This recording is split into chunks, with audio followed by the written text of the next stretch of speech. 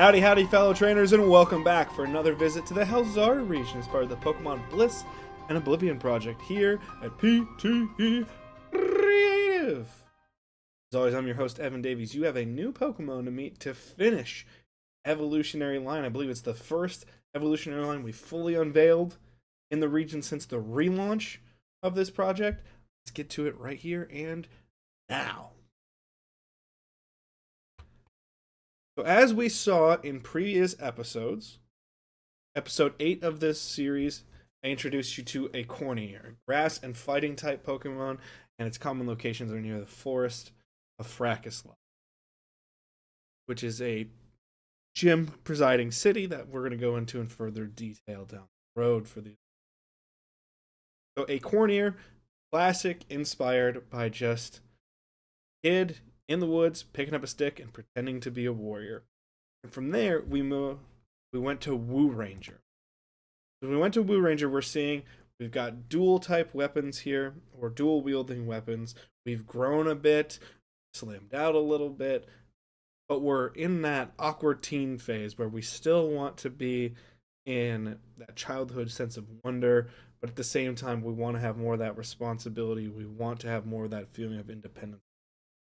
I think Woo Ranger really captures that in a pretty spectacular way. And then we evolve into this week's new entry. And that Pokemon is Fortreeknight. Fortreeknight, again, grass and fighting type with its previous stages being Woo Ranger and a Cornier. You'd still find it in the forest near Fracaslot, but it'd be a little bit difficult to get to some. When designing Fortreeknight, I was really looking at the growth of a person.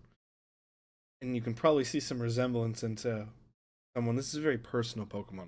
With Fortreeknight, I wanted to create a Pokemon that really captured the journey of childhood imagination to adult responsibility. And on top of that theme, still have some wonder to it, so we can still see the sticks have now evolved into this carved sword of wood.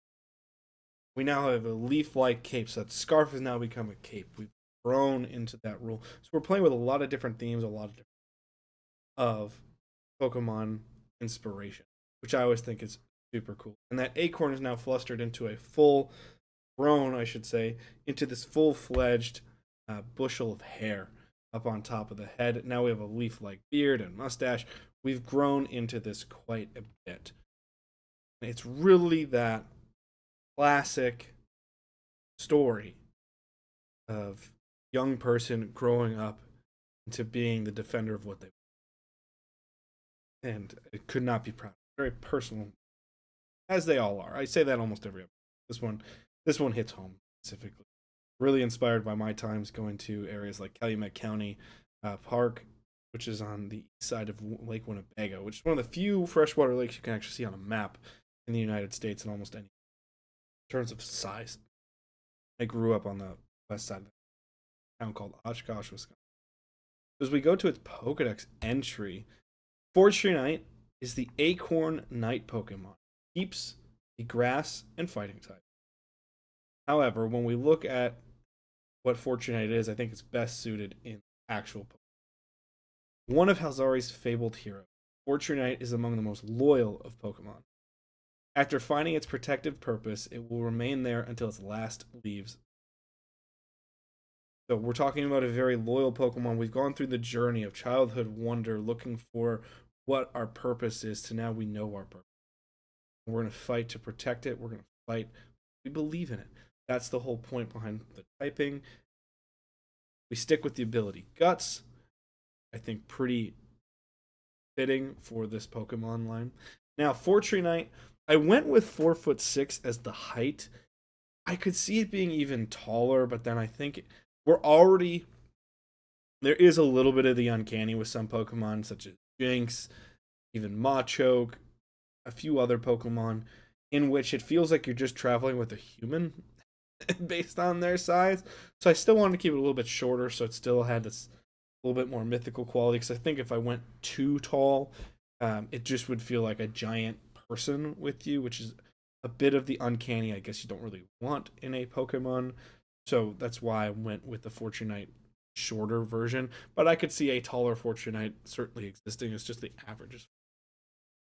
When it comes to its base stats, again, as I always do, I use a line of Pokemon or I use a comparison Pokemon. It's what we do in the drafting community for scouting professional football players or other um, professional sports leagues.